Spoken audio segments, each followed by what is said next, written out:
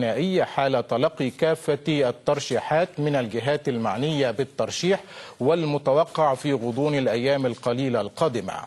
وتؤكد رئاسة الجمهورية بأنها ماضية في تحقيق الخطوتين التاليتين من الاستحقاق الديمقراطي لخارطة المستقبل في الأطر الوطنية الواردة في المادة 30 من الإعلان الدستوري فيما يخص الانتخابات البرلمانية والرئاسية.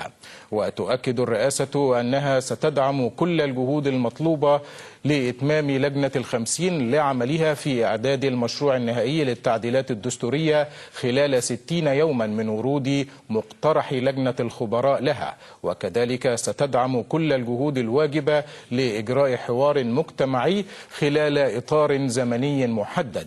وأخيرا تؤكد رئاسة الجمهورية للشعب المصري بأنها لن تسمح لأي محاولات لإرباك المشهد الداخلي أو إرهاب أو ترويع المواطنين أو بأي محاولات من جماعات التطرف والعنف لتعطيل حركة المصريين نحو مستقبلهم، وأن الرئاسة عازمة على تحقيق خطوات نحو المستقبل المستحق لدولة مدنية ديمقراطية حرة وعادلة لجميع المصريين.